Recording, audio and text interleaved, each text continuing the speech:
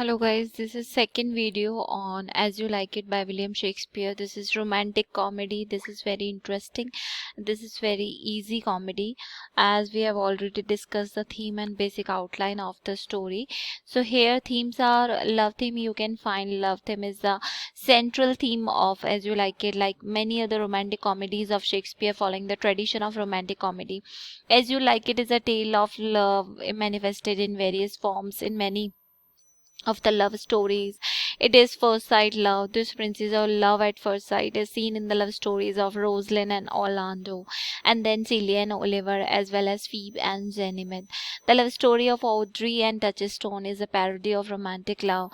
Another former's love is between women, as in Rosalind and Celia's deep bond. So, sisters' love and first sight love is presented here. Then gender possesses one of play's integral themes. While disguised as Ganymede, Rosalind presents a calculated perception of affection that is disruptive of the social norms, like girls can't raise voice against the existing norms, so they have to disguise themselves as boys, then only they can do whatever they want to do, maybe. And they can be independent, they can fly, they can elope, as we can see in Jessica. She also elopes and disguised as a boy and then elope with Lorenzo in Merchant of Venice. So this is very important in Shakespeare's plays. Independent of conventional gender science then dictate women's behavior as irrational. In her book As She Like It, Shakespeare's unruly women, Penny Gay analyzes Rosalind's character in the framework of these gender conventions that ascribe femininity with qualities such as graciousness, warmth, tenderness. However, Rosalind's demanding tone in her expression of emotions towards Orlando contradicts these conventions. Her disobedience to these features of femininity proves a deconstruction of gender roles. Rosalind believes that the wiser the woman is, the waywarder she is. The more wise she is, the more waywarder she is, by claiming that women who are wild are smarter than those who are not. Rosalind refutes the perception of women as passive in their pursuit of men. So she doesn't want to be a like follower or just a feminism element we cannot find in her. We can find feminist attitude, female attitude in her, which is saying no to the existing norms and conventions and can do as per her own demand, as per her own perceptions, her own way of looking at the world. So she presented here herself as independent to take the decisions, which is very important for women that time even as today. So usurpation and injustice are significant themes of this play. Duke Frederick usurps his older brother Duke Senior. Oliver parallels this behavior by treating his younger brother Orlando as so ungenerously as to compel him to seek his fortune elsewhere. Both Duke Senior and Orlando take refuge in the forest where justice is restored through nature. So these are important themes. Then forgiveness is there. Brother forgives each other, and we can see the play highlights the forgiveness theme of usurpation and injustice of the property of others. It ends happily with reconciliation and forgiveness.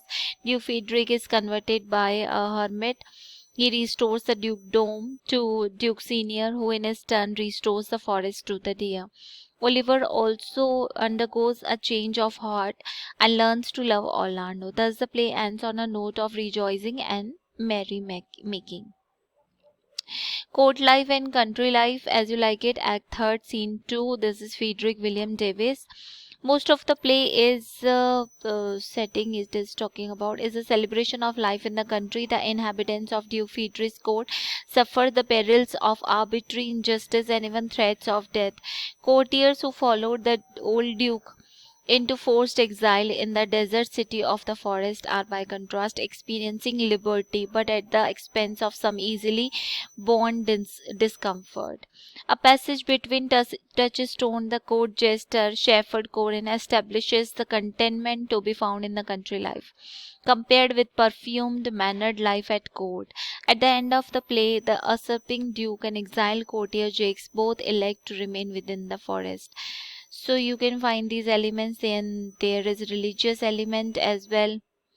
Myth and Type in As You Like It pointed out that the play contains mythological references to Eden and to Hercules. Music and song, language is a prose style.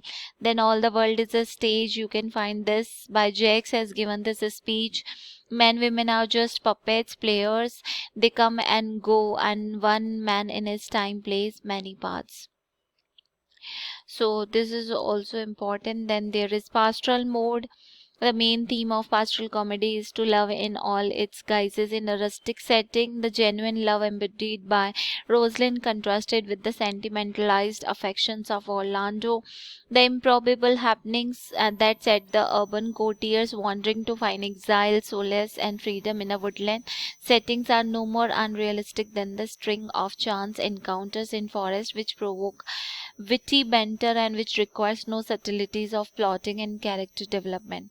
Main action of the first act is no more than a wrestling match, and the action throughout is often interrupted by a song. At the end, Haim himself arrives to bless the wedding festivities. So William Shakespeare, As You Like It, clearly falls into the pastoral romance genre. Shakespeare doesn't merely use the genre, he develops it. Shakespeare's also used the pastoral genre in As You Like It cast a critical eye on social practices that produce injustice, unhappiness, and to make fun of the antisocial, foolish, and self destructive behavior. Most obviously, through the theme of love, culminating into rejection of notion of tradition, Petrarch's lovers. So, this is important.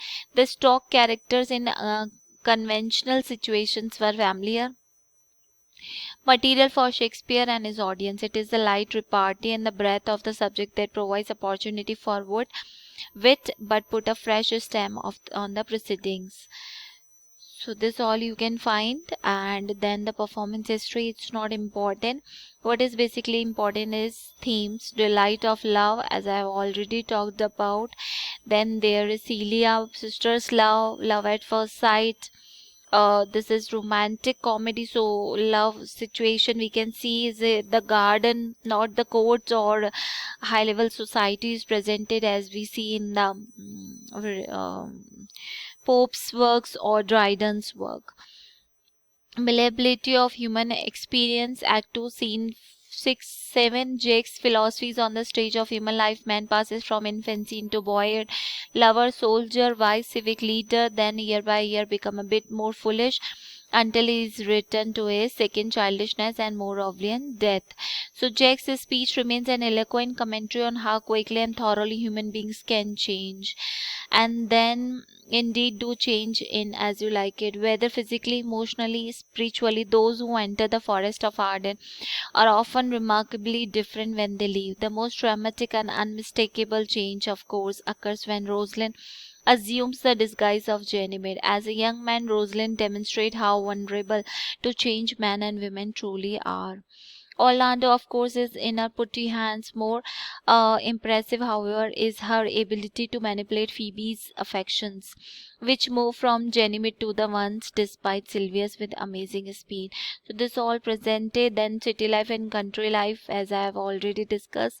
Symbols have been used here. Orlando's poems, the poems that Orlando nails to the trees, used to write on the trees, Arden are a testament to his love for Rosalind. In comparing her to the romantic heroines of classical literature, Helen, Cleopatra, Lucretia, Orlando takes his place among a long line of poets who regard the love object as a bit of earthbound perfection. Much to the amusement of Rosalind, Celia, and Touchstone, Orlando's efforts are far less accomplished than, say, Ovid's, and so bring into sharp focus the silliness of which all lovers are guilty.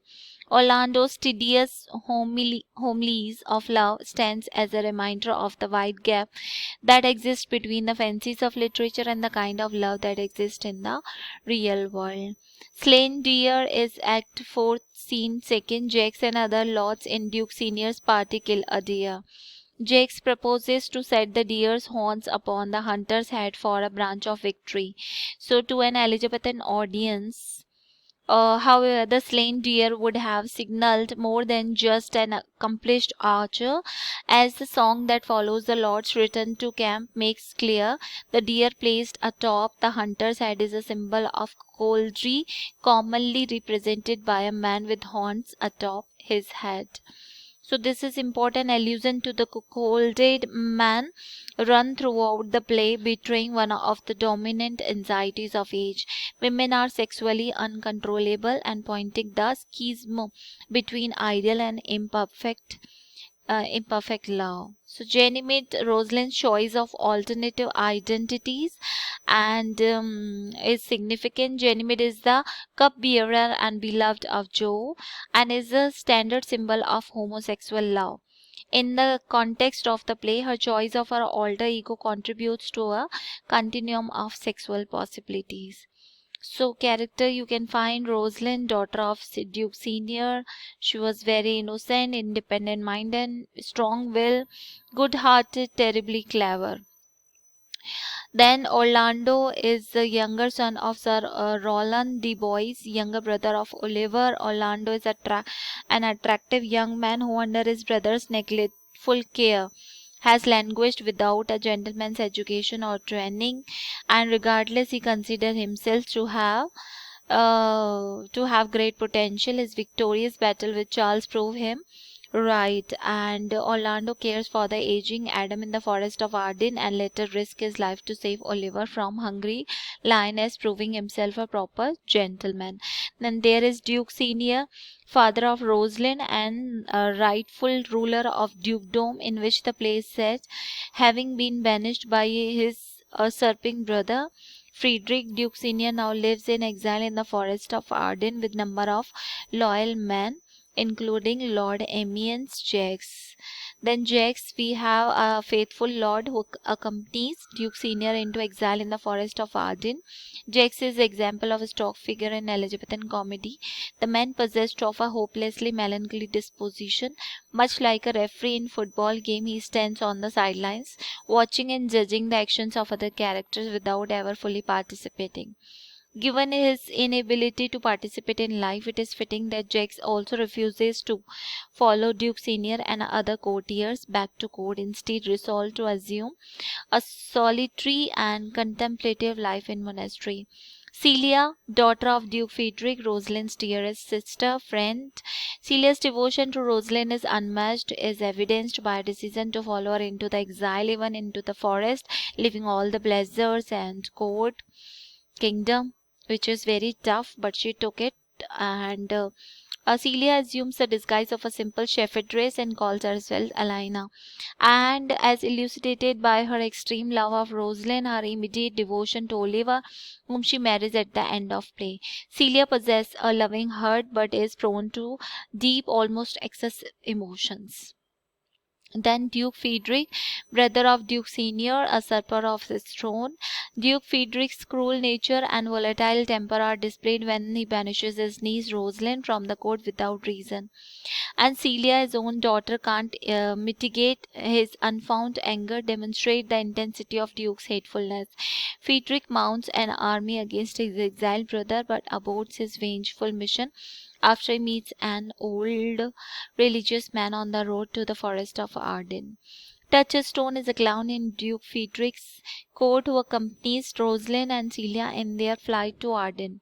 Although Touchstone's job as a fool is to criticize the behavior and point out the folly of those around him, Touchstone fails to do so with an even fraction of Rosalind's grace. Next to his mistress, the clown seems hopelessly vulgar and narrow-minded. Almost every line he speaks echoes with body innuendo. Oliver is oldest son of Sir Roland de Boys and sole inheritor of the Boys estate. Oliver is a loveless young man who begrudges his brother Orlando a gentleman's education. He admits to hating Orlando without cause and reason, goes to great length to ensure his brother's downfall. Federick employs Oliver to find his missing brother. Oliver finds himself living in despair in the forest of Arden, where Orlando saves his life. This display of undeserved generosity prompts Oliver to change himself into better, more loving person. Sylvia's young suffering shepherd